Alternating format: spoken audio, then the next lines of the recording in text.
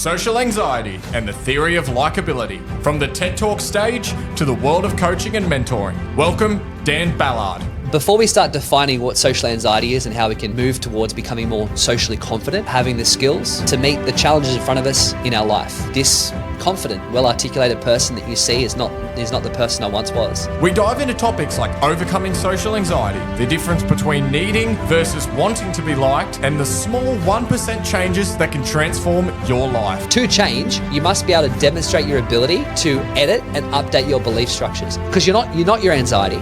Actually, you know who you are, and you're not taking care of the things that you need to take care of in order to be your fullest expression. And the anxiety is just a feedback loop or a cue that's prompting you to head towards that direction. Grab a pen and paper for this one. There are so many golden takeaways, we don't even know where to begin. It's gotten me thinking so much. And we've been on for 9 minutes. I'm already stripping back everything about myself. Without any need attached to it, I can help you. And I know that.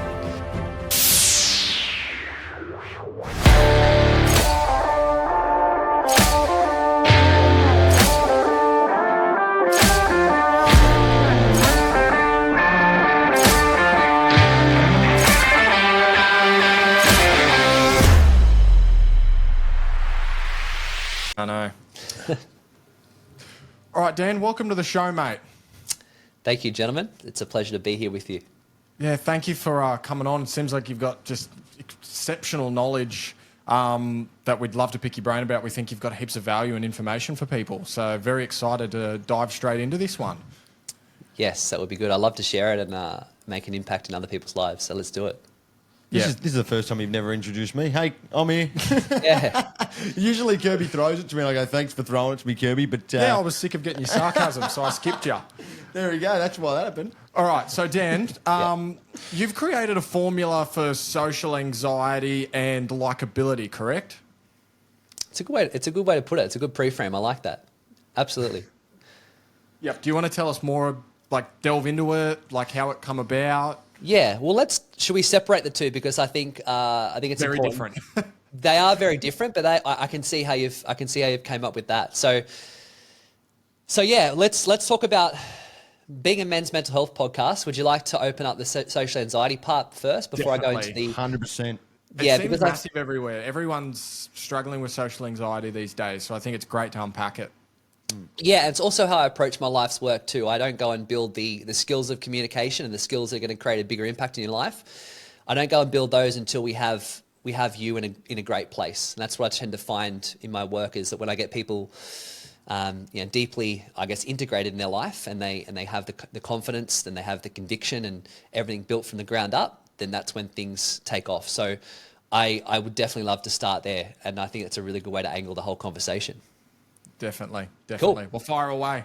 All right, social anxiety. So I'll put the question back on you guys. What do you believe social anxiety actually is? Ooh. For me, I perceive it as people that are too afraid to, I guess, not speak up for what they want, but if you got to go outside, you could go like the shops or something, too afraid to ask for what they need, so they kind of just say nothing, and then that becomes a problem because then they're not getting what they require. Yeah. What do you think?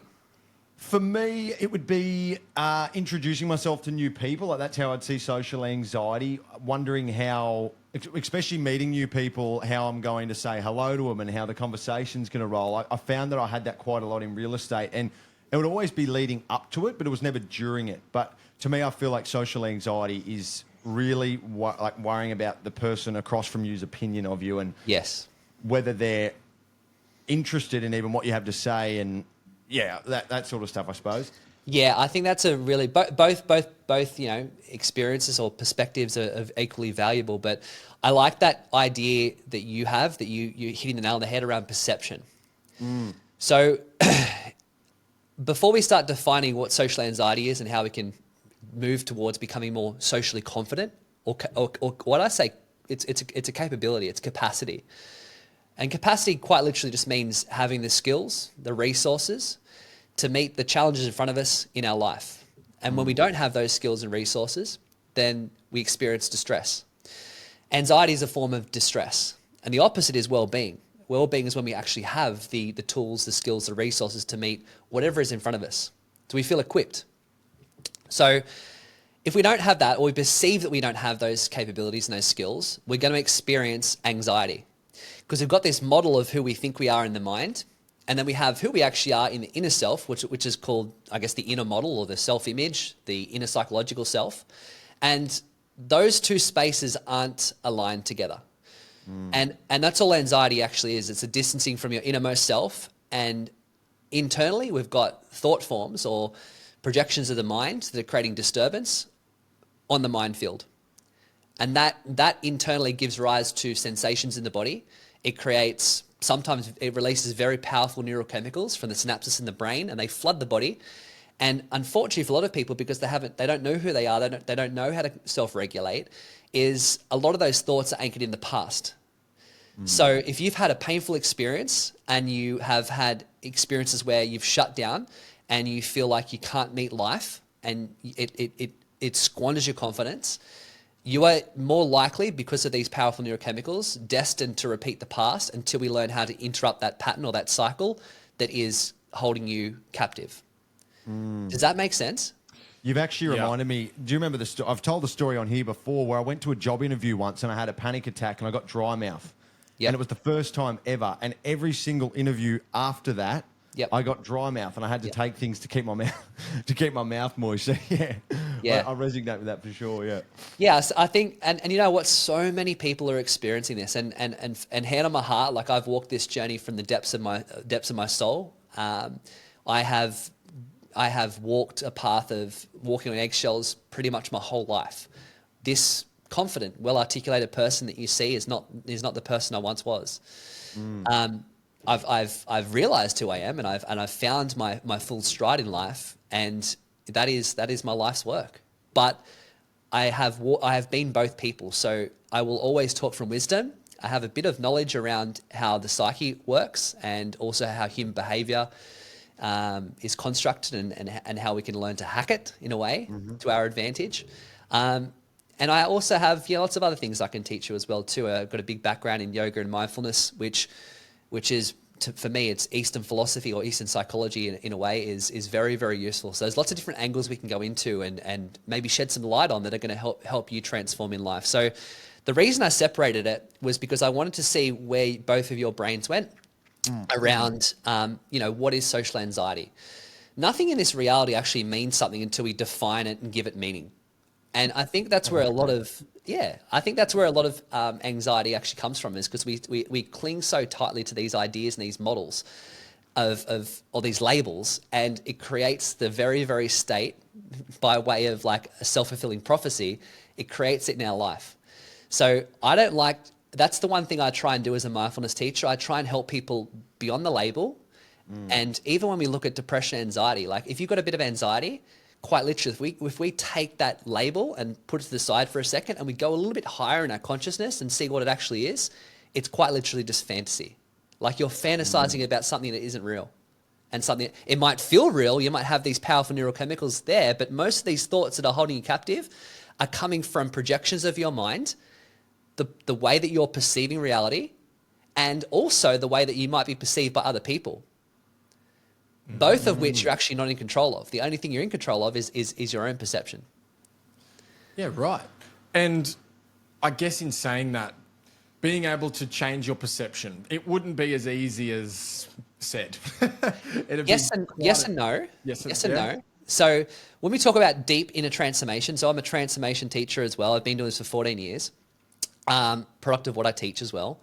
What I will talk about with transformation is that if we before we understand about transforming our perceptions, we have to understand what perception actually is. It's really just awareness that's held together and shaped by our belief. Belief drives all of our behaviors in life. So in order to truly, when we talk about change your belief structures, it's a deep, deep process. When I talk about these powerful neurochemicals released from the synapses in the brain that flood the body and create a mind condition from the past, we're talking about really, really deep personal transformation. So that is a long journey. I won't lie. Like a lot of these personal development gurus will sell you this 24 days to freedom techniques or whatever however they want to package it, and here's what it's going to do for you on the tin, and then suddenly you're like, yeah, I feel good, but then you just default to the same old story. Yeah. And you're actually more frustrated and angry because you've spent more money, you had to relive the past, and you're not anywhere further. So, but there are also techniques that can also influence your perception, and create a positive state for you to work from a more balanced mind frame than not. So there's lots of is that making sense first and foremost? Yes. Yeah. Just want to make sure if it sounds like it's maybe too much and you want me to talk about it a different way, challenge me and say, whoa, hang on, slow this down. Let's make it easy to understand. It's gotten me thinking so much. And we've been on for 9 minutes and I'm already stripping back everything about myself. Yeah, okay. We don't want too much. We don't want too much thinking though. So that can be problematic. Thinking is quite problematic. As a yoga teacher, my job is to teach you the practice of yoga chitta vritti narada, which is the cessation of thought, the stilling of the mind from what's known as the vrittis, which are fluctuations that happen in your mind field that actually block you from getting clear on who you actually are and your connection to everything around you and internally. So too much thinking can be also a big problem, which is why a lot of people actually experience social anxiety. I was about to say that'd be a massive connection, overthinking and social anxiety. Raise your hand if you're an overthinker. Yep. All our hands are up. Can I do two? Yeah, I'm an overthinker. But not so much these days. I've been chronic with it in the past. I've definitely live life in my head, and especially when I work with men, if that's going on, I literally get them to a point where I go, if you're living in your head, you're literally dead.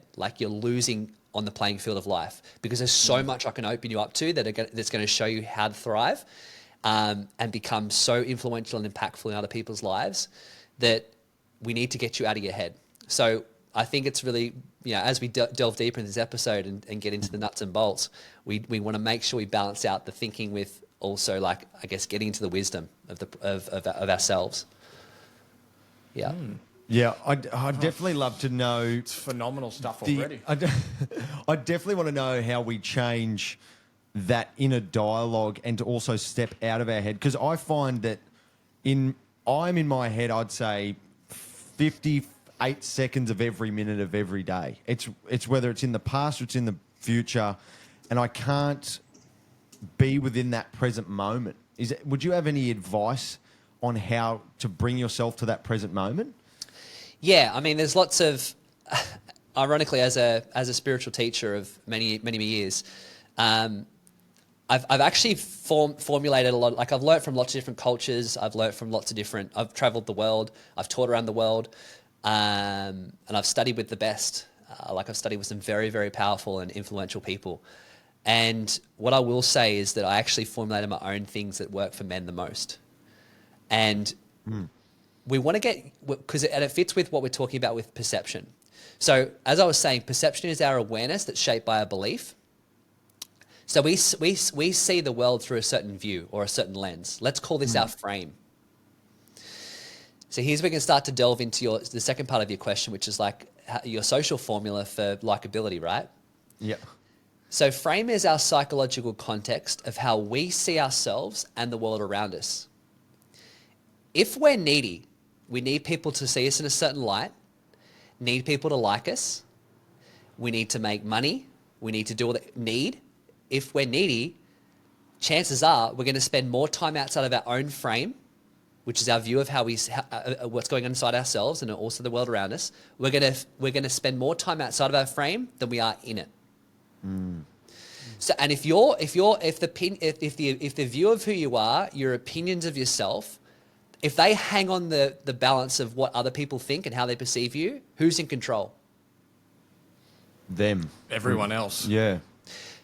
What do you think is the default there to go to? What happens in your mind? How do you feel? Anxious. Anxious. Yeah. Yeah. Why? Because your actions are not decided by you. Yeah. Or your outcomes. You've lost frame. So when I spoke about this model of who you are in your head and how you think you need to be, so it's our perceptions are being distorted and controlled by others, all right? But then there's the depth, and there's this core to a man you're not being true to your core because it's like it lies outside of yourself. Now, it's important to this is why my TED Talk is so polarizing and powerful, because we actually need to be liked. But there's a big difference between wanting to be liked and needing to be liked. Anything with need, I find, is categorically not a great thing, especially for men. Like, let's just say, what happens if you are a super needy guy and you approach the woman of your dreams? Push her away. Yeah, it's called repellent. You have this repellent energy. Feel that. Yep. Yeah. But when you can hold your frame comfortably, which is your context of how how you truly see yourself and view yourself, if you can hold that frame comfortably, all right, you sit back, chest up, shoulders broad, and you're actually aware of your breath. You're in that moment, and you approach that woman. What will she do by default? Be impressed. Well, she could Have be. a perception of you as a confident, strong man. Yeah, it's attractive. Yeah. So we're seeing a distinction between repellent and attractive energy, because it's calming. It's like it gives her. Women are always looking to relax into your I guess your frame. Like this is the I guess the polarizing view. Women will always feel more safe in a presence that feels grounded, self-assured, and calm, even if that person has different views, beliefs, and opinions to them, because she can trust that man. And men also feel this around other men too. Like gentlemen, if you're around another man who talks about how well he's doing, and you can tell that you can sniff through your own bullshit detector that he's not being true to who he is and his edge, how do you feel? You want to get as far away from him Yeah. as possible. Yeah. That's a repellent energy, right? Yeah. But let's just say you're with a man who isn't quote unquote successful in the social realm, but he's you can truly see he's really trying to change his life, and he's honest about where he's at. Despite where he's at, do you respect him? Oh yeah. Definitely. Yep. The openness and the vulnerability, people just they love it. People Gravitate. love vulnerability. And authenticity. Yeah, and I think that's the thing. Is like, doesn't matter where you're at in life, because everyone's at different points. And for me, I'm already quote unquote at the very point I just wanted to, like, my dream was to be this person.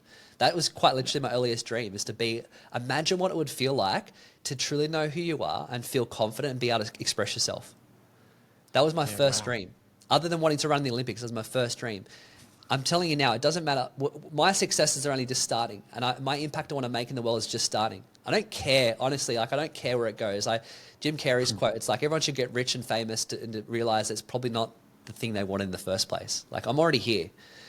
I've defined what enough is. So it's very unlikely that I'll get very anxious about things needing to go a certain way in the future. I'm open to it. I'd love to create a greater impact in the world, but it's like, so what? Yeah. And so on that, when Yeah. you said you were like growing up, something that I picked up from your TED Talk was you were talking about when you're at school and Yep. being selected to play Yep. in the teams and Yep. getting to the final one or two. Yeah. I think this ties into the likability and your youngest dream of being who you are now. Did that all start because of a situation similar like that, where you were always picked last at school, you were blended in the background, never had any impact in your kind of schooling life? Yeah, yes and no. You know what? Like I've been on a journey of self-mastery for a long time now, and I keep learning day in, day out. Like, I'm still learning right now, and it never stops. So my old Always be a idea, student. yeah, my old idea of the interesting thing about reflecting on the past is every time our mind goes there, like, it recreates what the past was like, and it's actually makes it less authentic and real. Yeah. So the funny thing, but there's something also inside of us when we go into us and, like, in our DNA and also deep in the body, like, we have this stored wisdom of what the truth actually is, and that's something that the yoga principles will always teach you. Is like we want to try and get connected to and understand also the seer. The seer never forgets itself. You can have a lot going on in the mind, and you can have a lot going on in your life. You might actually have gone through a massive traumatic experience, but that seer, the true self in you, it will never ever like, it'll never ever get lost. It's just the mind matter that It'll gets in never the way. waver. The easiest way to understand this through a simple analogy is like, imagine you look into like a lake, all right, and you see a perfect reflection of you. And then you throw a pebble into that lake and it creates a ripple and distorts how you see yourself. You don't stop and think there's something wrong with the lake and there's something wrong with me. You just wait because you know you're going to see yourself again. Yeah. That's how this seer works. So seer is S-E-E-R. S-E-E-R, yeah. Yeah.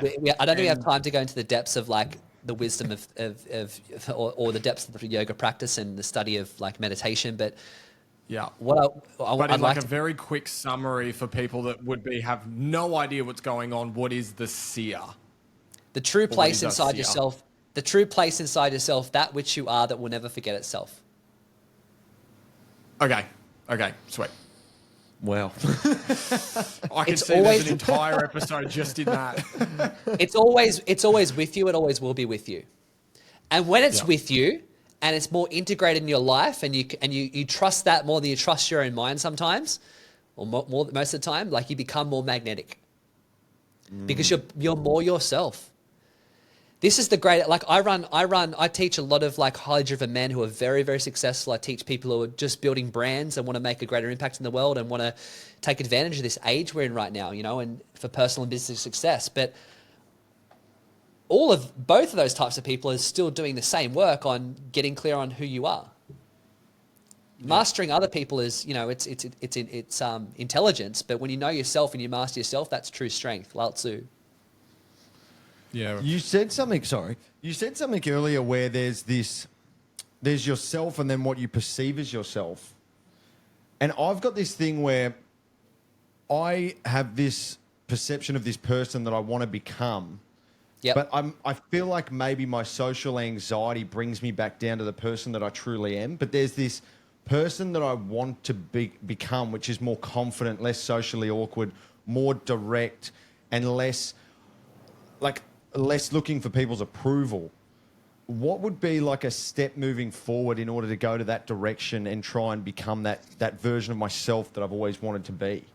Because I've felt like that for years, and I try to become that person, but then I also I care about people's opinions so much that sometimes I can't be as direct as I want or as confident as I feel. Yeah. that And make no amount of sense? success, and no amount of success that you get from like manipulating other people's opinions or maybe folding to fit their frame, like that's not going to equate to the thing is we're chasing money, we're chasing impact, but it's like if you don't have inner freedom and you what's it all for? Like I'll work with people that drive their Ferraris to the office and they employ people that just drain their energy all day, and they have meetings and work with people that they can't stand. Why are you doing that? Yeah. Because it can be done better. Yep. So we look at that. We look at all that stuff. And I think you're on the right track. Like the thing is, you want to have this, a lot of people don't define their end game. And it sounds like you already are, like, because you already have this model of who you are. This is the seer talking as well. Like your subconscious, your deep inner psychological self is talking. But then you're also talking about the troubles you have from the mind. The mind's not who you are, but you are the one that sees the mind. And we want to get at, that's what meditation does. In meditation, we close our eyes, and all we do when we close our eyes is maybe it's at the end of the day, all we're doing is we're taking stock of what's happening in the outside world around us, what's going on, and we're matching that with what's happening internally. So the model of who we are and also the internal landscape, it matches what's happening in the external real estate. And that is when we experience well-being. Because that And we can does hold make our frame more sense. comfortably. That does make sense. I've seen like a lot of posts and people saying like, you are not your mind, you control your mind. Sure. Because a lot of people can fall victim to what their brain is telling them and what their mind's telling them. But it's like with enough meditation, you can actually take control back of your brain. Like you're not your brain, you're not your mind. You control your mind and your brain. Yeah, a lot of people like. I think it's kind of like I heard someone use the thing. It's like there's so many Chat GPT coaches out there these days, and they love to say that. So we need to understand what it actually is and why that goes on. Why aren't you your mind? So, and it's really like on your point here, is that I have this idea of who I am. And that's really your job, is to actually like do what you do in meditation, is to match this idea with actually who you are inside, the seer, the self. That's when you get the freedom. That's also where social anxiety will dissolve, and you can start to build the true confidence, the inner confidence, to hold your frame comfortably in social settings, in relationships, which is another place where people lose themselves.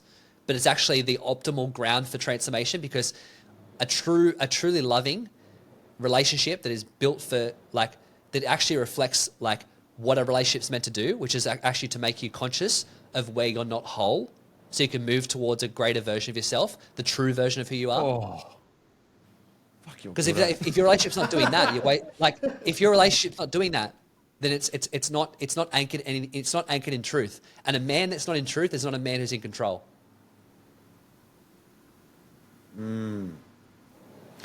So would you say that? Well. So touching on what Liam was saying earlier, I guess one of the hardest or the first steps is figuring out who you want to be, to have something to work for. Yeah, one of the very first things I do, so I teach from a thing called the Prosperity Life Model. I've been working with this model for about what you see in the TED Talk, where I spoke about likability. That's one thread off of a deeper model that I've been using for 7 or 8 years now. I've got a lot of results from. At the bottom of the hierarchy, so like just see it as a basic triangle. At the bottom of the hierarchy, we have the core of a man, or the core of a human being, which is a lot. We've spoken a lot about that. That includes your frame, that includes your core values, but it also includes something called your core drivers. So I think the very first, what I try and do with my work with men, and particularly men who are entrepreneurs who are already highly driven, is we get really, really clear on these core drivers, because they influence your discipline. They influence how you execute. They influence how you influence other people. So it's the best way, because that's where you start to get the true control, is when you can identify the core drivers for your success. Now, what I try to do as a mentor, because I'm a holistic mentor, I focus on the whole aspect of a person, not just the performative edge, which is quite limited. I look at the whole aspect. We want your whole being to move with you. We want your whole life to move that way. And what I like to do is I like to understand, why do you think the way you think? Like, what are the belief structures you hold? What are the ones that are negative? What are the ones that are positive? Understanding that both, like, I guess, have built you to where you are, but the beliefs you hold right now are not the same beliefs that are going to take you further. Like, you must be able to change. You must be able to demonstrate your ability to edit and update your belief structures. If you can't, you will not change. You'll always fall back to this person that you are, this model of who you think you are, on a deeply unconscious level.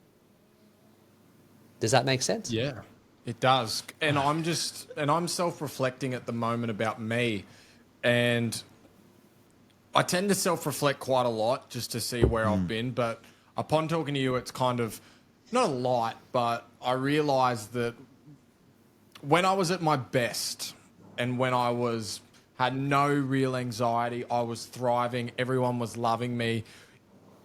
It was when I was in high school, and I can, and like I actually I thought about the moment just then. It's common, yeah, but I didn't care what anyone thought about me. I just did what I wanted to. I said what I wanted to. If someone didn't like me, it's not like I didn't be like, oh, why don't they like? I went, oh, if they don't like me, then I don't.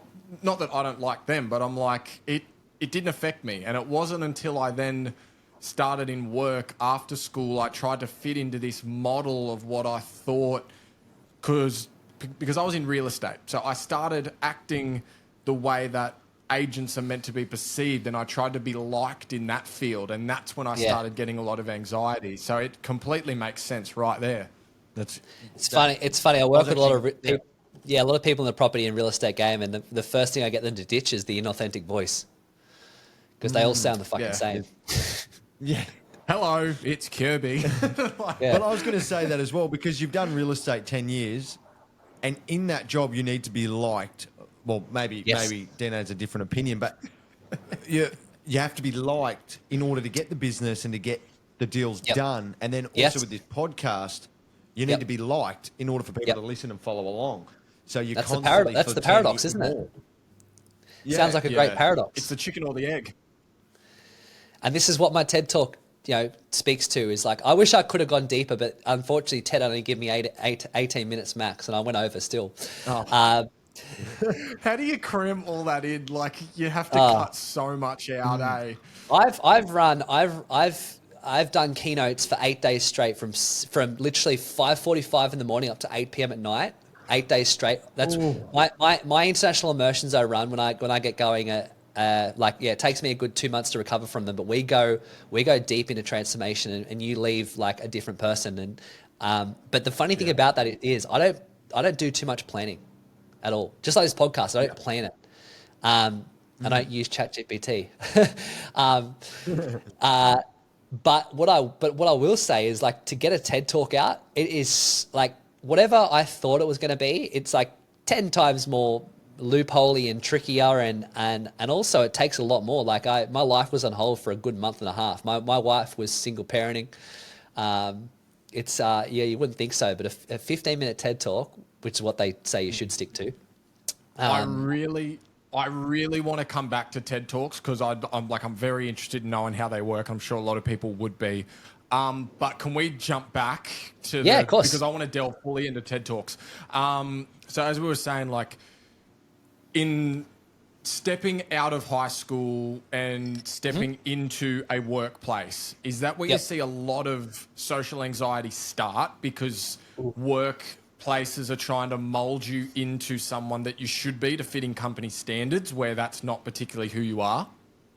It's individual. I think I'd be very careful to stick to general terms. For me, it's the opposite. Yeah. Like, I have a lot of people in school that message me, and I literally before the podcast, I had someone say happy birthday. It's been like, do you remember me from school? Like, and they Is were it your literally birthday like, today?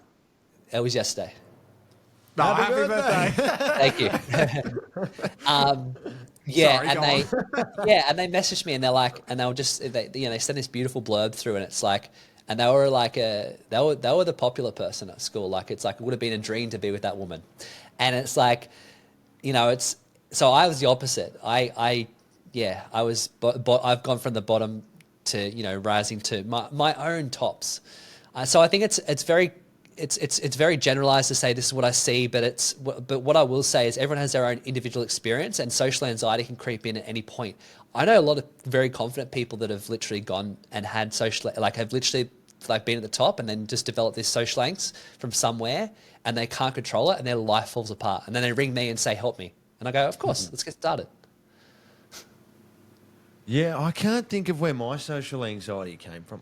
It's important to understand. That's the thing. It's like, that's why I don't go and generalize. I think it doesn't matter what people experience, but what are you experiencing? And that's a good question to ask yourself. What am I experiencing? Like, where has this crept in? And that starts that question of why and where. It starts the journey of understanding yourself, because you're not your anxiety.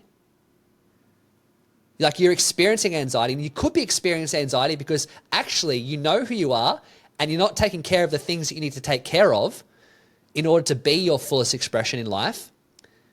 And the anxiety is just a feedback loop or a cue that's prompting you to head towards that direction. But because you're cowering inside and you're avoiding it, you're in anxious avoidant patterns, you're constantly getting anxiety triggering. All because, it's hard to hear, but all because you're being a coward. Oh, yeah. Oh, no, that does check out. But, like, correct me if I'm wrong. I think it was another podcast or another TED Talk or something. They were saying that, like, you should be almost thanking anxiety. Be like, because it's meant to be your, like, Fight or flight. awareness of, like, danger. And it's like, okay, thank you for looking out for me, but I've got this sorted. Okay, cool. Like, This is good. This is really good. Now we can go deeper into the TED Talks. Now, as I said, let's get into anxiety, and then start to go into likability. So now you're penetrating questions to understand, well, how the brain works. I've got this because I thought this might come up for you. I could just see you, like, lock in, be like, let's go. Yeah. Look at this. Yeah. All right. So let's look at the brain and how it works, because I want you to understand this whole. If you're thinking about, all right, this feels like me. He's really triggering me right now. He's talking my language. The way that you can start, you just ask yourself questions. Why are things happening for me? Where did it start? Like, you might not know that all at once. It's very, very rare that someone goes, yeah, that's exactly what happened. But you want to start that journey. Now, you also need to understand when Socrates famously, I said this in the TED Talk, when Socrates famously summed up all of his philosophical understandings into know thyself, he emphasized the importance for us to seek understanding of who we actually are and what's possible for us. And also, while we do that, to know our limits. So there are understandings we have to understand about the brain in order to like work with it more potently. This part of the brain is what I like to really focus on I'm a teacher of like more emotional mastery than I am mental mastery. Mm-hmm. I do teach a lot of mindset stuff, but I definitely have the emotional attunement, and a lot of my coincides. They do. Well, all thoughts behind any driving thought you have is a strong, usually impulse emotion that will drive it, and it will color your thinking. It'll illuminate and it'll affect this prefrontal brain. But it comes from a really deep part of the brain. So this is the whole limbic system of the brain. And this hasn't changed to like, for our ancestors, this part of the brain was responsible for survival. It was responsible for understanding your place in the herd. It ensured the chance for you to reproduce and to keep this, and also to even eat. So this actually determines our position in the herd, but it also is there for survival. So we have our chance to reproduce as a species and survive, but also to stay safe and work together. Now, our brain hasn't changed from those primitive times of our ancestors. But what we do is we still equate that part of the brain, and we use that part of the brain for social acceptance. And that's where the need... Right. So it's filled that gap of tribal instincts. Yes, it's instinctual. And that's why I get people... That's why I chose to talk about the paradox of likability. My TED Talk is on the paradox of likability. How to shift from seeking validation or feeling like you don't hold frame into a confident, fully expressed, this is your value. This is your core value as a man. This is your core value. This is your purpose. This is like... It's like where life just gets exponentially better, and you make a bigger impact in your business and on people's lives, and you have a fulfilling relationship that's aligned in your life, and everything prosperous. Now, the thing that holds most people up, and why I chose the TED Talk, is because a lot of people, I would say 99% of people, struggle with this distinction between wanting to be liked and needing to be liked. Yep. So we like Socrates points to, famously, is that it's we actually need to be liked, all right? But it's not need, we want to be liked. Because we want to reproduce, we want to survive as a species, we actually want to thrive, like we want to dominate. We are the preeminent social animal on the planet. Like, we want to dominate. Let's just get it clear. Like, we're at the top. We want to dominate, and we want to keep things going that way. That's the way our brains are wired. But there's a big difference between wanting to be liked and doing what you need to get that, and also needing to be liked. Needing to be liked is categorically like a bit. Let's look at this. Like, if you really need the sale in your real estate game, guys, and you really push for that, what happens? Push it away. They know. You don't do well. You don't do well because people can smell the desperation. Commission breath, they call that. Yeah, that's right. Now, a lot of people like try and be very discreet about that, and that's when we start to like, I guess, influence perception. So that's also a very powerful thing you can learn, is how to win friends and influence people. Dale Carnegie. But we also what I teach is, first and foremost, is getting into a comfortable frame where you might need the sale, but you're in frame comfortably that you can hold yourself in a place of tension. Like, not put yourself outcome dependent on things outside of your frame. Because that is categorically bad. That's where you actually lack the impact, or you make less of an impact than you actually could. Yeah. And that filters through into like structures of how you manage money too. Like, when I look at like wealth, like if you have tendencies and you're quite needy, like you need things, you'll be more inclined to like want to need to get the newest, fastest, best thing. So you'll rather than investing your money and actually like into a more, I guess I'd say a more smart like investment mindset, and you invest the money where it's actually going to pay you dividends, you'll go and spend that money in order to keep up with the Joneses because you want to be liked, and then wealth escapes you. Because at the end of the day, it's not about how much money you make. I know a lot of people that make a lot of money, sometimes a lot more money than I make, but at the end of the day, wealth is also about what you keep. It's probably more than that. How much does... It's funny talking to you, everything seems to just be piecing together. So you talk a lot about the holistic and the meditations and like traveling the world. Yep. And when you listen to those monks and people who talk about meditation, they talk about detachment from needs. Yep. So they talk about money as being greed and the devil and all that stuff. Yep. And it's like when you are chasing greed and chasing money, it never works out for you. But it's as soon as you let go of the detachment for it, it starts coming your way. Yeah. So that all ties in together. Yeah. One of my most profound, it does tie together. Something I learned, I learned a very, very hard lesson in 2020. Like COVID seemed to be an equalizer for a lot of people. I had international immersions booked out. I was going to live in Bali with my wife. She wasn't my wife at the time, but anyway. And then I had that hit. And then I was innovating. Okay, let's go and build. I had this with one of my business partners. We built a company, and then we got to market. Worked with like big companies. We worked at NRMA. We worked with Thrifty, some sporting bodies, but it never really took off. And we sunk about 6 figures of value into that. So it never took off. But then what happened was, for me, I had 50K in cash, and someone who I knew very closely, I didn't find out who it was and never got the money back, stole 50K in cash out of my safe. And but now back then it was a lot of money. But you know what? Life exponentially got better. Because what I learned is actually like the stuff where all this teaching comes from is from the pain, the depths of that wisdom.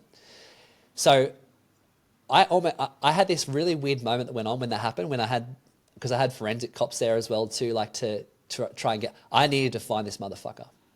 And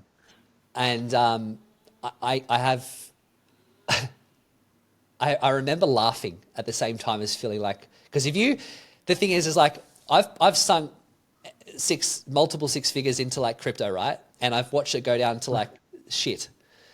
And it's a different thing. It's a different thing. Just keep holding, boys, by the way.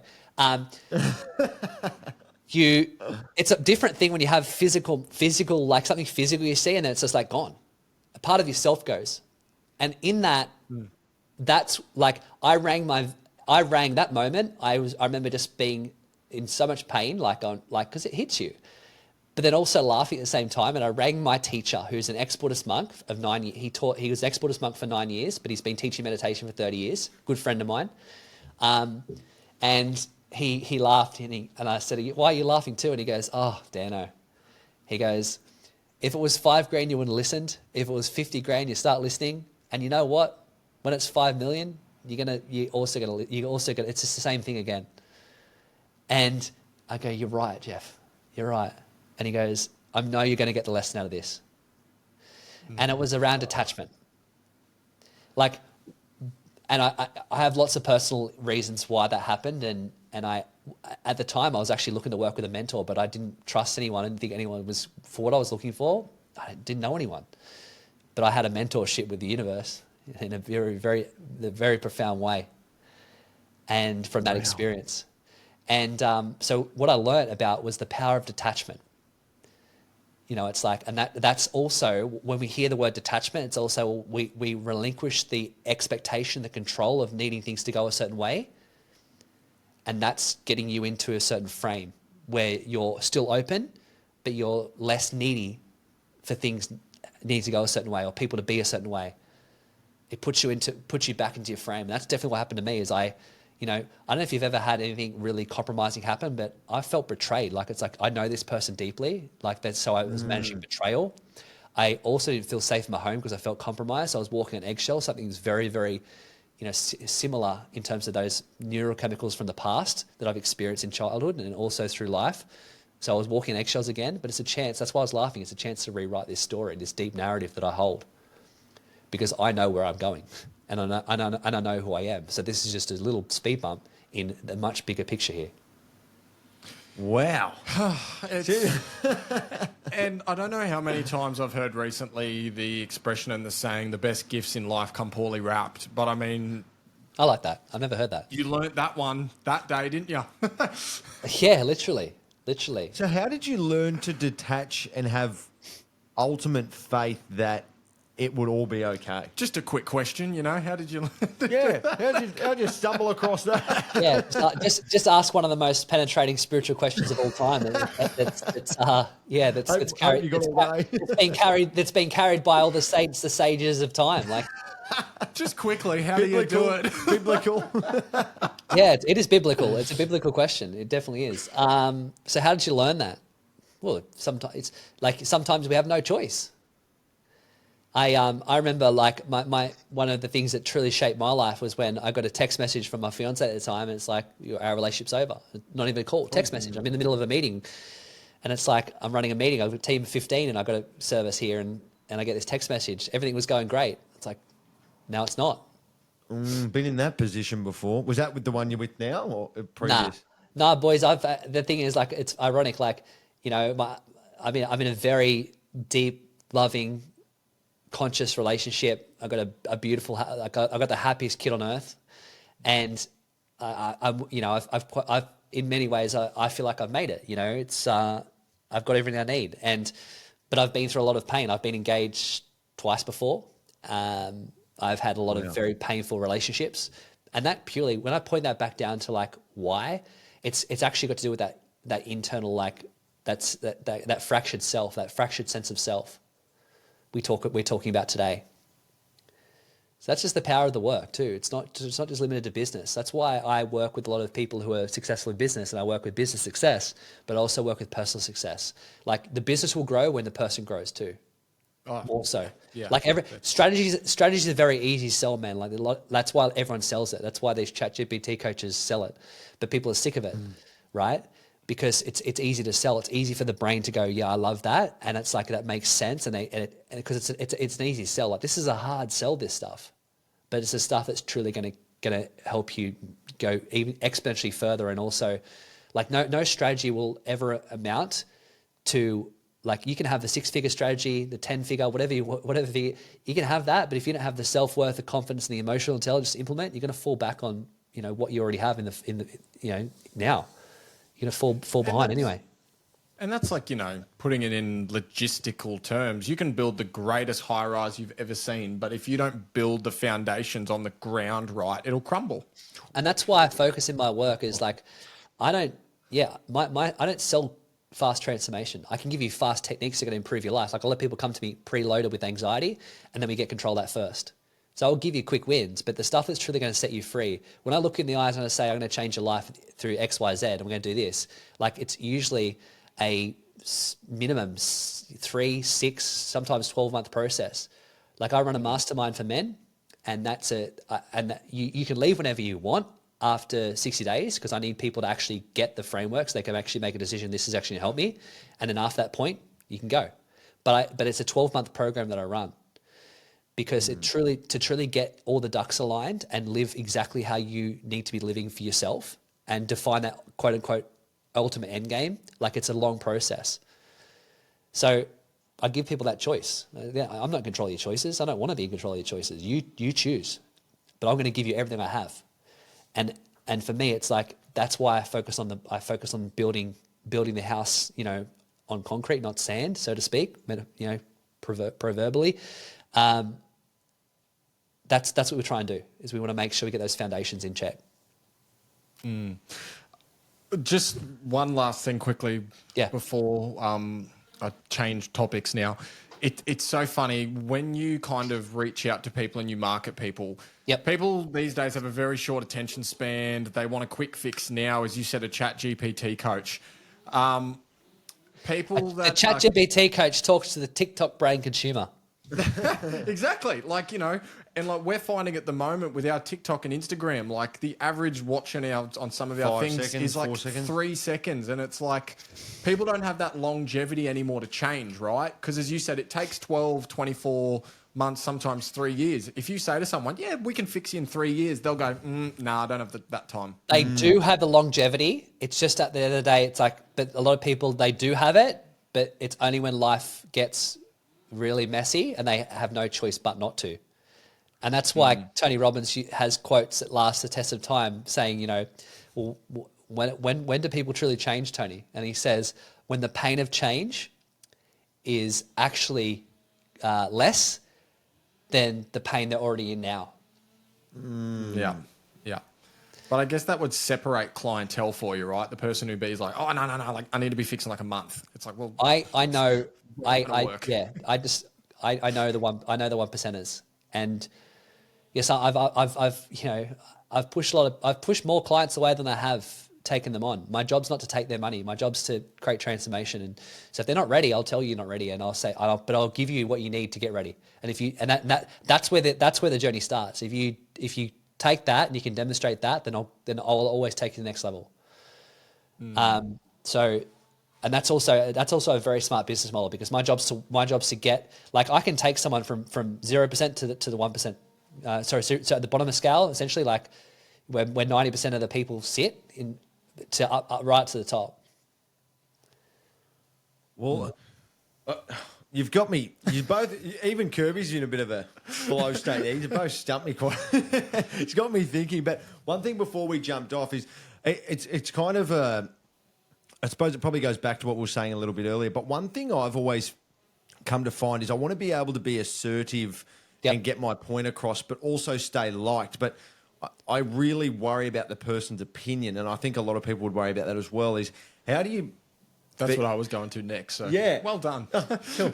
It's something that I've been sitting on. So it's like, yeah, I want to learn to be assertive, to get my point across, or to ask my question in a straightforward way, without coming across as arrogant or rude or worrying about their opinion of me. That's something in real estate, because I don't do it anymore, but in real estate, that was something that I always wanted to get my point across. I wanted to drive it in, but I would always be like, nah, because they might not like me after saying it. So I'd never say it.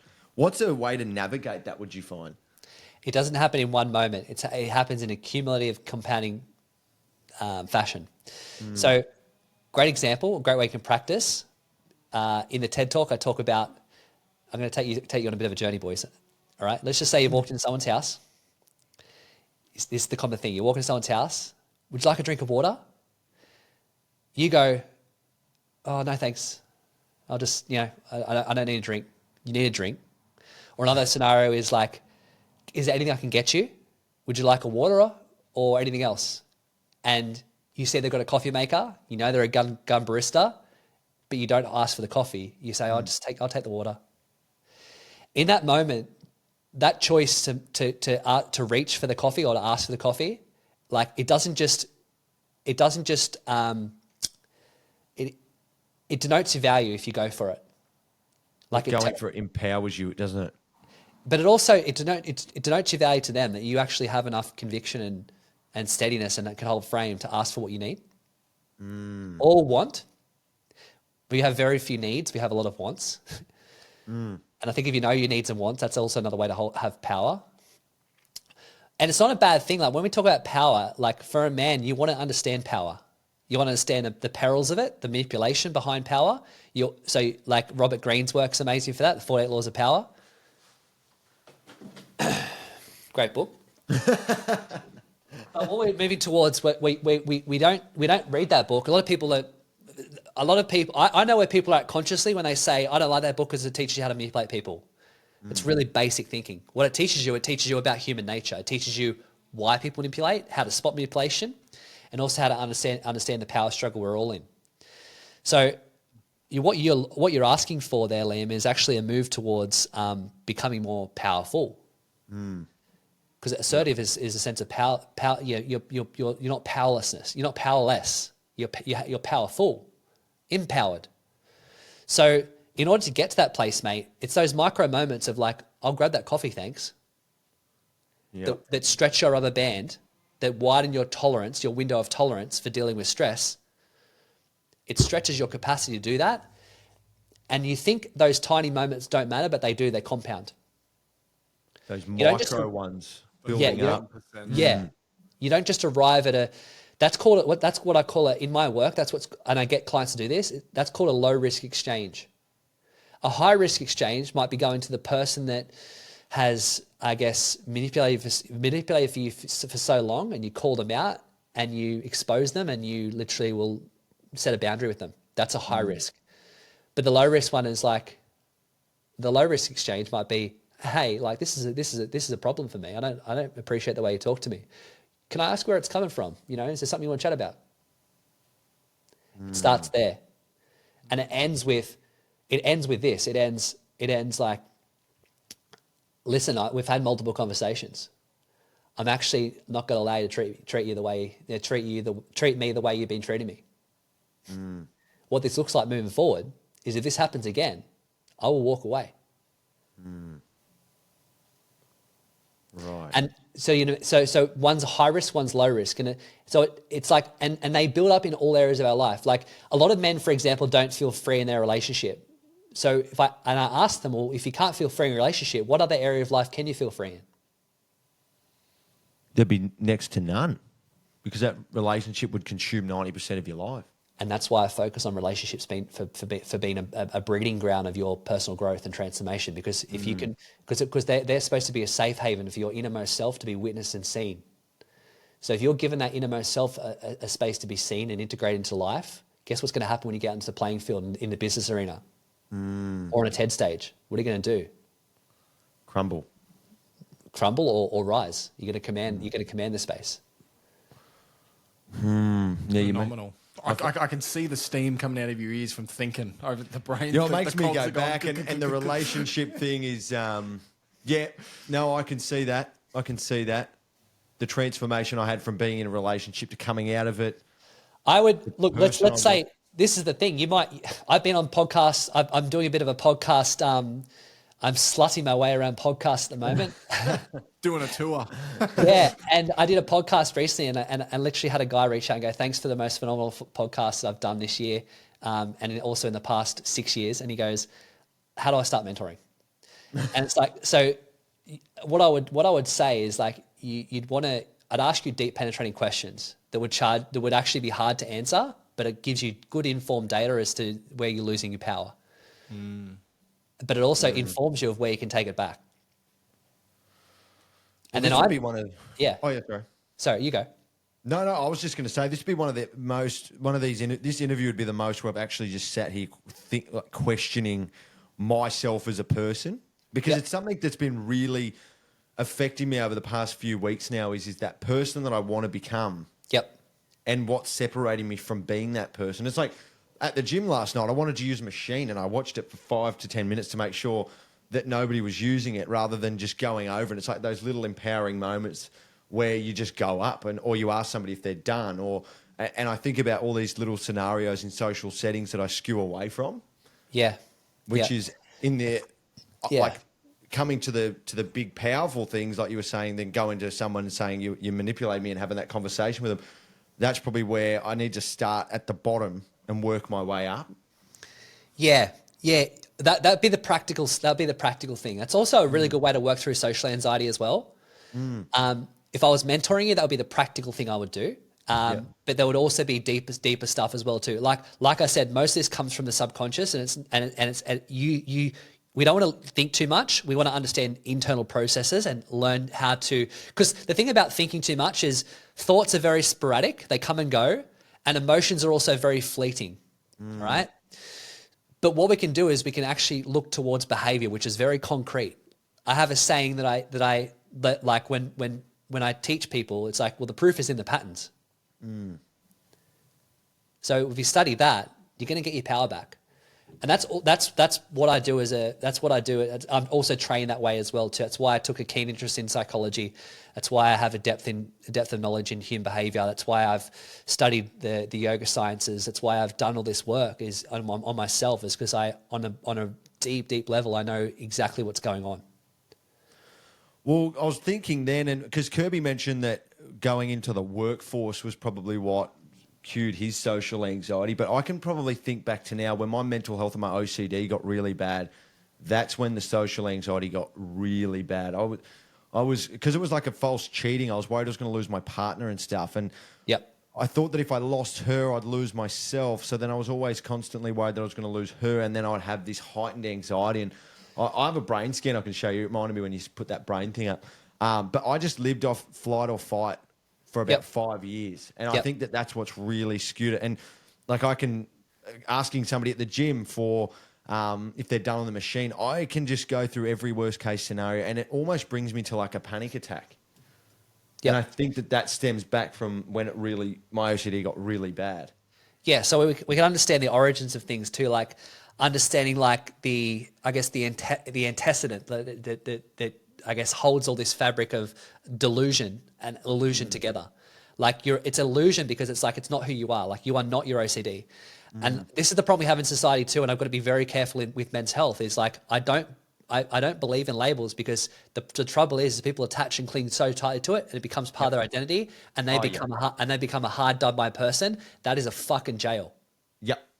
No, you're 100% right. And I've said on this podcast multiple times where when I found out what OCD was, I went into the rabbit hole of Googling it, watching videos and Reddits and everything like that. And then I became OCD and I let it fully control me and consume me. And then I identified as someone with OCD rather than like living with OCD. Yeah, I am OCD. And that was the worst thing I'd ever done. And I gave it way too much power. Yeah. Yeah, I've always had. Have you guys ever looked into the work of Gabor Mate?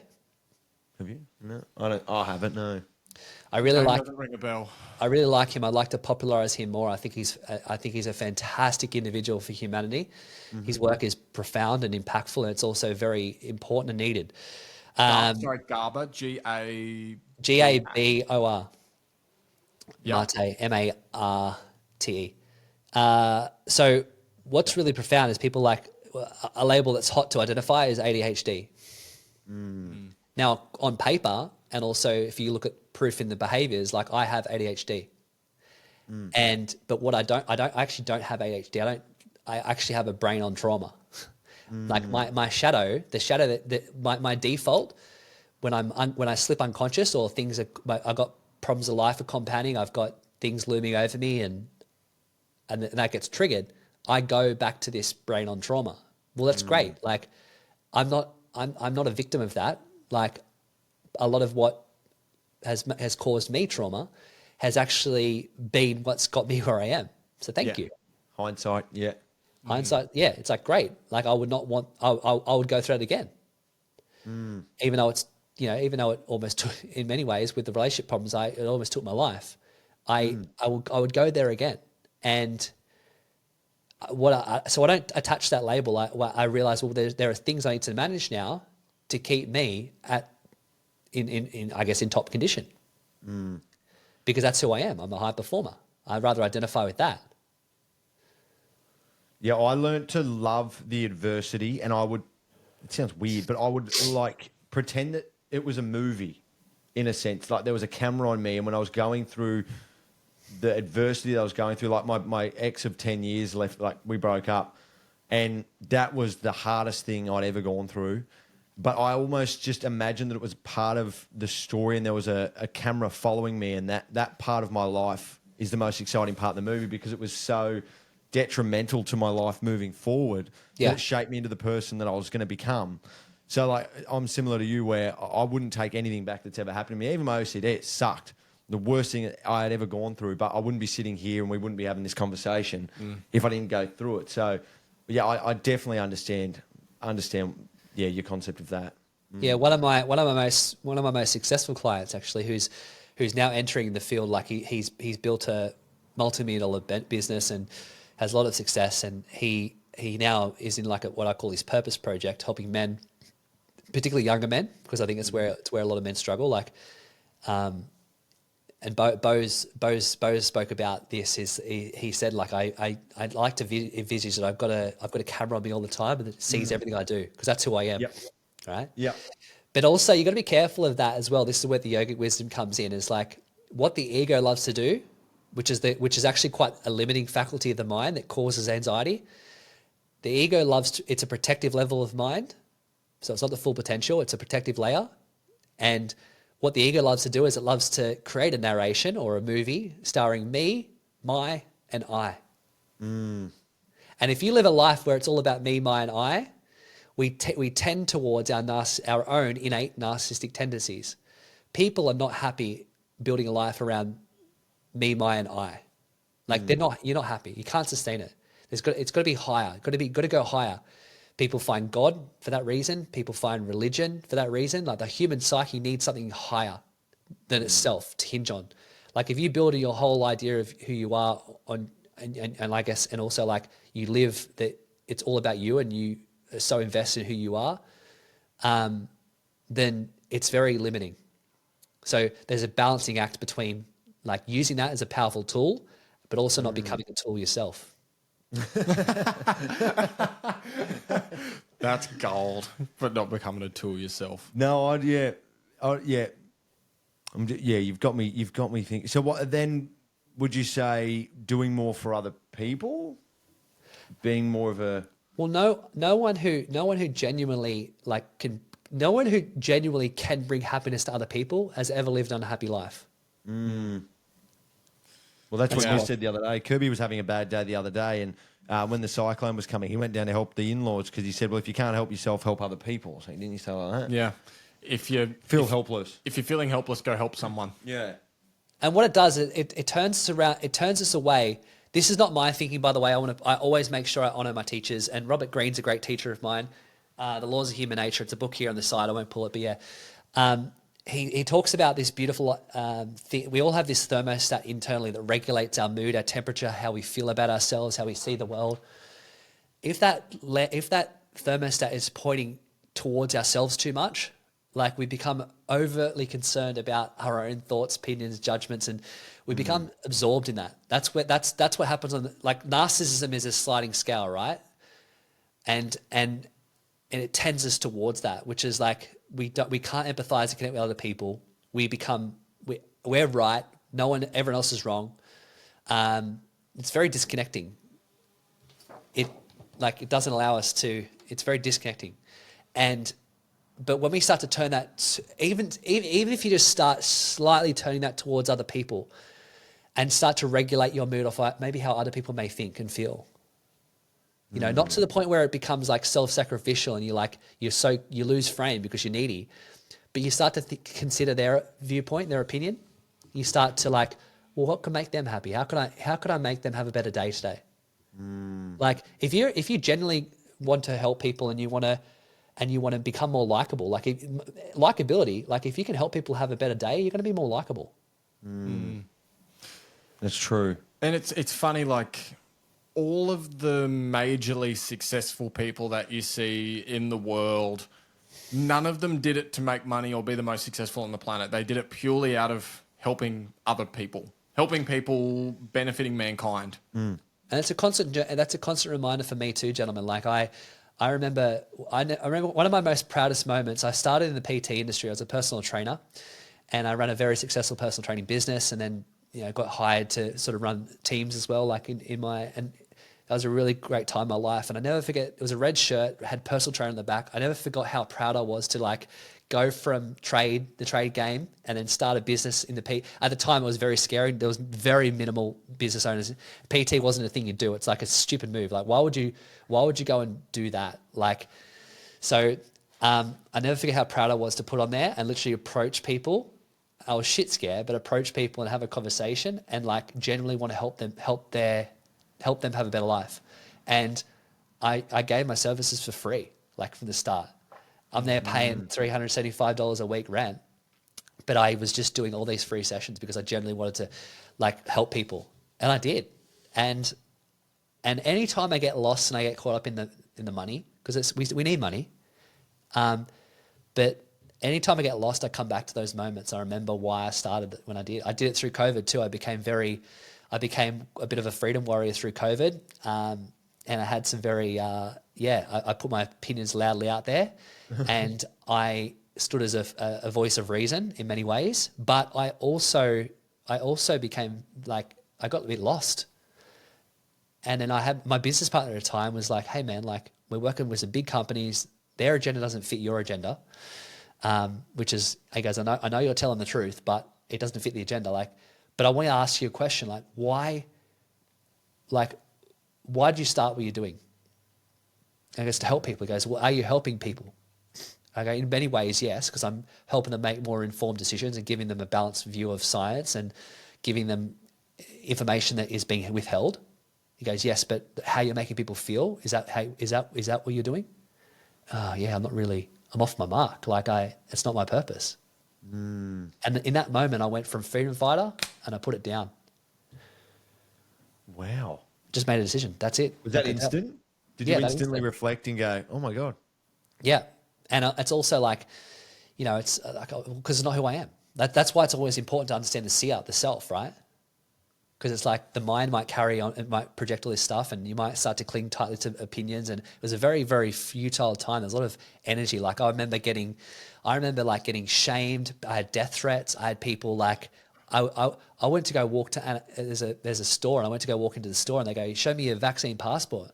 And I've gone, I'm going to walk through your store right now, and you're going to get out of my way. Go straight in. And it's like, and I was a criminal for doing that. Like, what? I just want to go and pick up a pair of thongs.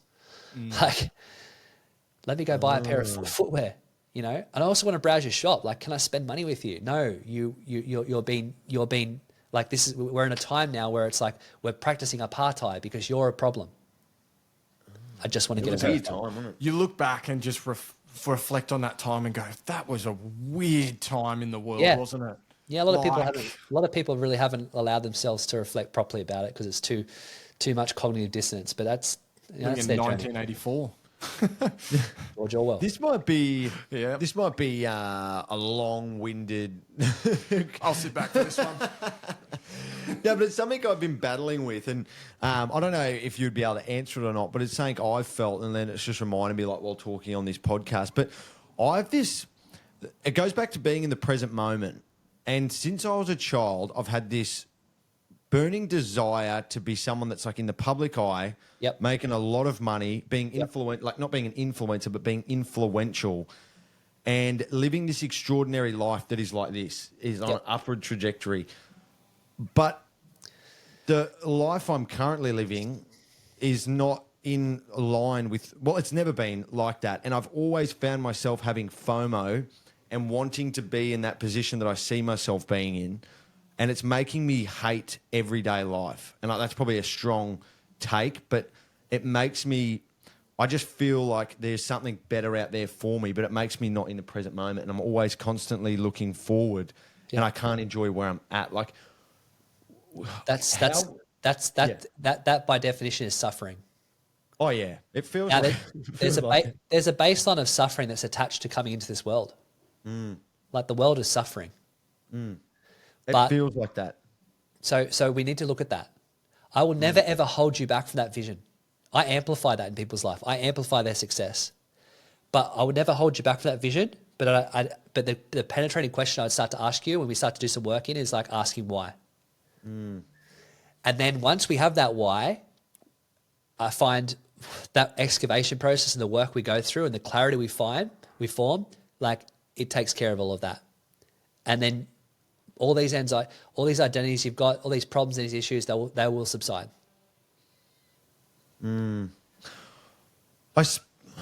My only worry with it is that you'll end up getting to this point that you think that you have always looked forward to. You'll get there and then it won't be enough.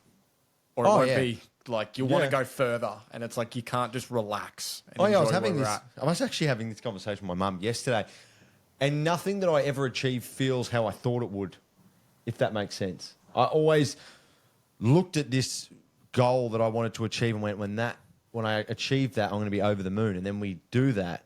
And then in the middle of it or afterwards, I go, no, it didn't feel how I thought it would. And that does worry me, getting to the position. I was very lucky and fortunate when I made my first six figures.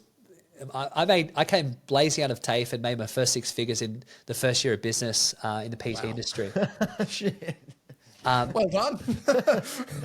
And I, you know what? But it was great. It was cool, and I saw all these figures in my bank account. That's when I bought my first property. I've invested that money and paid $1 bazillion in stamp duty and whatever we do here in Australia. It was a powerful time because it taught me like when I realized nothing changed. That was one of the moments where I was like, I've got to go deeper. And that's how I've got where I am now, where I have this where I have these certain worldviews, where I have the wisdom, where I have the relationship. Nothing's ever perfectly on balance. Like that's the biggest pipe dream that we're sold. It's a lie. But it taught me about like just how important it is to like ask these penetrating questions. So I would say to that is like, my question there is like, are you ready to get out of suffering? I'll put it down. Or do you enjoy suffering because it's comfortable? I've learned to love Wait. I'm going to hold you up. Or do you enjoy it because it's comfortable, it's known, but on a deeply unconscious level, maybe your identity comes from being a hard done by person. I feel hard done by. Do I feel comfortable in what I'm? Because what I'm asking, I'm getting you to make a choice here. This is actually live coaching on a podcast. Very interesting. I love it. See what Dan does firsthand. Yeah, I'm getting you to make a choice. A man is powerful when he makes choices and can make a choice. Now wait, so let's go over that one more time. What's the question and the choice? Well, I've literally because we've identified patterns of suffering, and my question is are you ready to get out of suffering, or put it down? I'd say yes, definitely. I definitely want to get out of the life I'm currently living. Absolutely. I don't know about life, but mindset, I'd say. Great. So now we have a path. Now you've made a decision, and you have to back his decision. Now you have to live by your word because that's all you ever have as a man. Yep. So it's like I made a decision that I've realized that there's some stuff going on that is actually probably coming from a deeper tail point, my identity. I choose to make a difference. And now now we've made that, I guess, that core decision. It's a core driver. Now we start to talk about what does that look like, which is the how. I suppose I get stuck on that frequently. So a lot of people do feel like that. That's why they need processes like they need podcasts. They need other people that have experienced it. They might need to go and do some yoga or anything like. But I've found that this is no one needs a mentor, right? No one needs a coach. But what they do is they should close the gap the time that you don't have to bring it together. And that's what I do is like, that's how I'm so confident in my life's work because I've done it for so long and I'm actually a product of what I teach, that I know how to close that gap exponentially faster than a lot of people out there. And so that might be something you want to look at. And a lot of people get to that point and they go, but then there's always a hang up. And it used to happen for me too. I don't want to spend that money, or money becomes a barrier, but it's really not the barrier. Like it's truly not the barrier. The barrier is that you don't feel worthy enough to do it for yourself. Deep. Either that or the person you're looking at, you don't trust them enough. And if you don't trust them enough, ask some questions to build it. That would be it. That would be that one. Yeah. Yeah. No, Yeah. I think you've hit the nail on the head. Do I trust myself right now to get me to where I need to be? Maybe you don't trust yourself. Maybe do I have enough within me to make a decision to back myself? Well, yeah, because Kirby and I have taken this full time. So Yep. Taking a leap. we both left real estate. Like it's a long story. We both aren't aligned with it anymore. So I trust myself, and I know that I will get there. But it's the how. I get stuck on the how quite frequently. Like, how are we going to do this? So that's a problem of clarity. Yeah. Where Kirby's a lot different, where he can be like, it'll work out. And I'm like, give me a book on how day by day it looks. And I'm not structured by all. Well, I actually am by accident. I don't actually plan to be structured, but You hate structure, but you hate need it. But I actually eat at the same time, I eat the same meals, I go to the gym at the same time, I wake up and go to bed at the same. I do not do it on purpose. And if you told me to do it that way, I wouldn't do it. But by accident and by default, I do it. But yeah, I need a step-by-step guide. And then I probably stumble upon that because I don't even know where we start. So And then that probably holds me back. I would say, honestly, like from a place where because the thing is, I don't need to work with someone like you because you're not just helping yourself here. You're actually, people are going to listen to this and you're going to help people because a lot of people, like, I want to pre-frame this. No one needs a coach. But what I would say to you is like, you're in the perfect position to get that how. But it will come down to self-worth and it'll come down to, do I trust this person enough? Yep. So it's like, if you do, then you probably should work with a coach or mentor that you trust, which could be me, or it could be someone else that has similar qualities. And maybe I've opened your eyes to things. You've gone, that's my person. But that's a great ground for you to go, okay, this is going on. I'm going to make a decision. I've made this decision. I don't know how it's going to look, but then that coach should be able to sit back and say, hey mate, now this is the thing. A lot of like prod them for questions. They should be able to clearly demonstrate how they're going to deliver an outcome. If they can't, don't fucking work with them. Yeah. So if you get that, you should get that before you sign on to anything or agree to anything. And I would start to ask those questions because they can close that gap for you. But if you're a bit, so there's lots of different ways. There's more than one way to skin a cat. Yeah, Definitely. But I would say, Definitely. I would say it's time. Like, don't hold back. Yeah. Well, Kirby's got one, and you've had exponential growth with him. Like you from the start of this podcast to now, because Kirby's doing a lot of NLP and stuff as well. Yeah, And you he's did just say that. completely That's changed. great. Yeah, Yeah. he's completely changed as a person. So, yeah. Well, we've had a self-discovery masterclass. Self-discovery masterclass. Yeah, that's what I want to do more of. Like, and there'll be other people who listen to podcasts and stuff, and I love your listeners to also share it. Like, I want to do more of this because I'm at a level now where I genuinely, like, it's almost like this personal trainer from back in the day, putting the shirt back on. Like, I want to actually help people. Like, now that I've built my businesses and I'm doing what I'm doing, and I'm at a point where it's just let's get to work. Like I could clearly say to you, Liam, without any need attached to it, I can help you. And I know that. So it's like, well, let's get to work. That's not my decision. That's an invite. Well, let's get to work. I can show you what that look like. I'll give you plenty of options of what that can look like for you, which is always your decision. So Let's do it. Yeah. yeah. So That'd be cool. great. But I love that we get to do this and it's a credit to you guys. Like, you just humble, good guys. Like, I like it. It's like Thanks, man. we get to have this experience where we're almost like doing. I'm revealing a couple of things. I don't know everything. I don't pretend to. But it's like I think it's really cool that we get to have this coaching experience in a way and open people's minds, and maybe even just like people who struggle with anxiety to know that, like, fuck, I can actually hold frame comfortably in my life. I'm going to practice doing that today.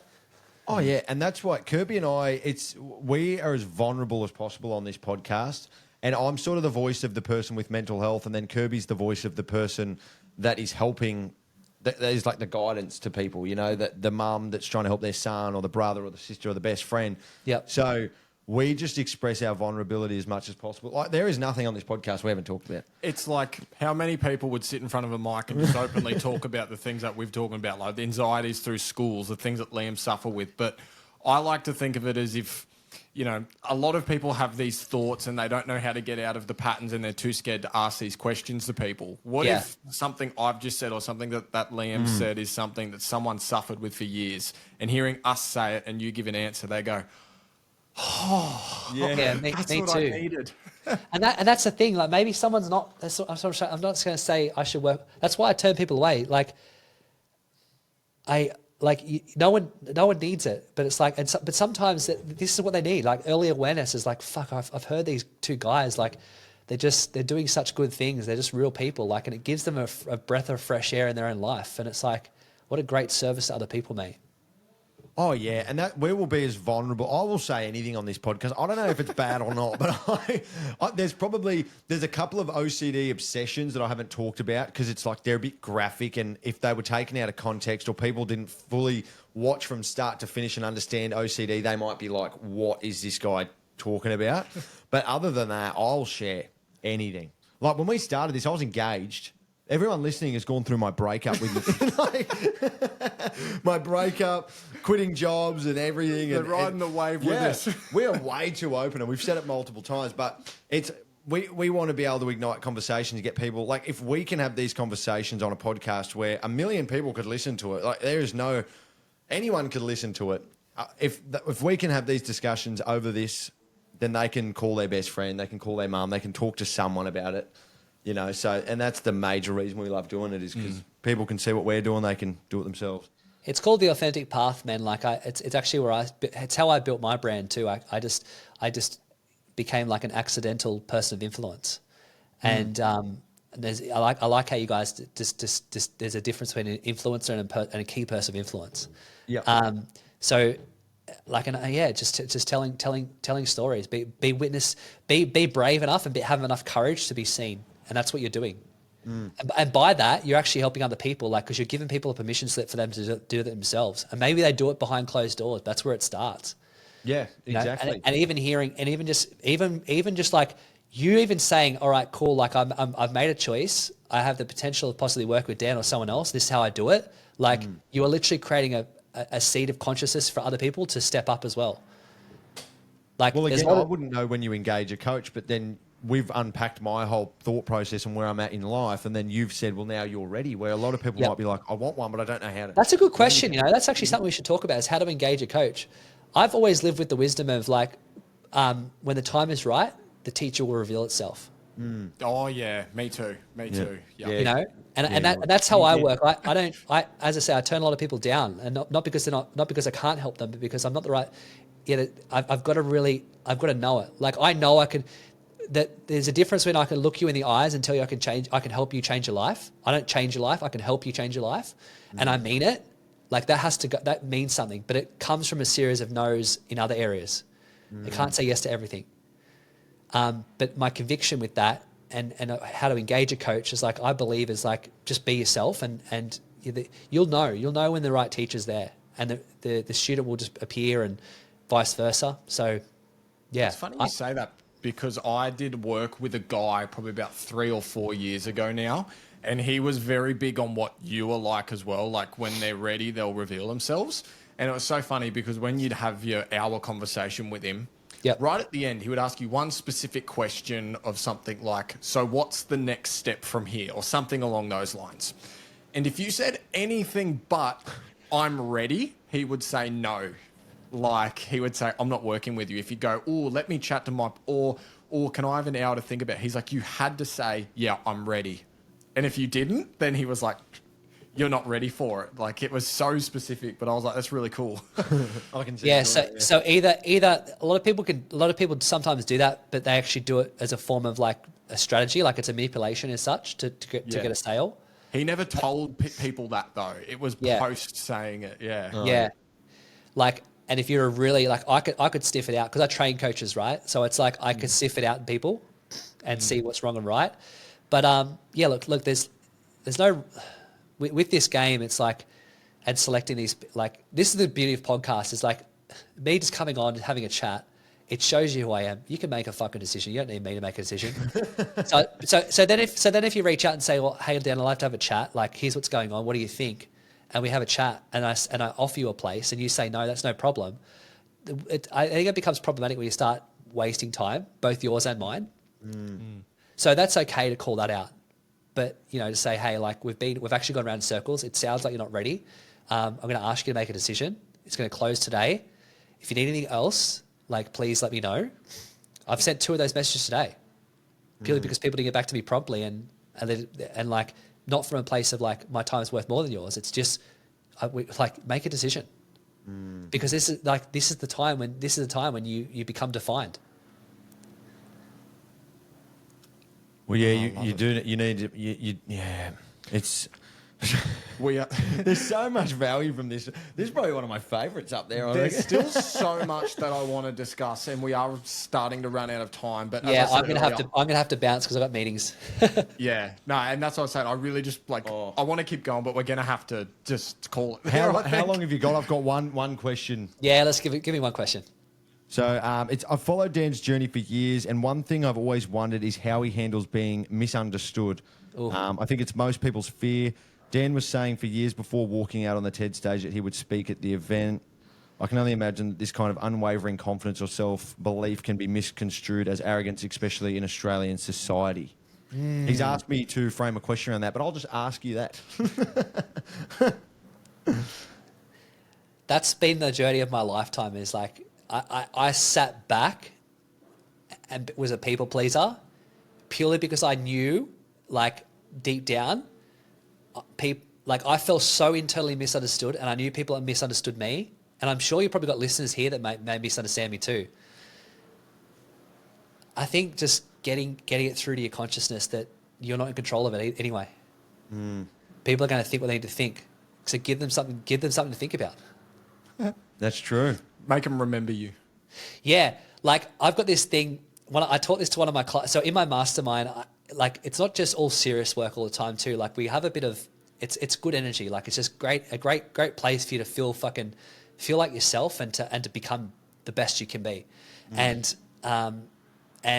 one of the things I was teaching one of my students, Red, I was talking. He's like, Dan, what's something so outrageous that if I told you, if you told me, I'd sit back and go, this guy's a dick.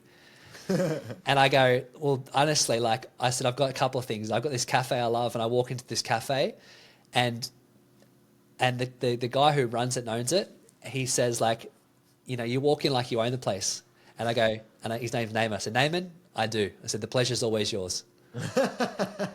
But it's like, that's arrogance, right? But at the same time, like I genuinely believe that, and he they say that the energy lifts in the place.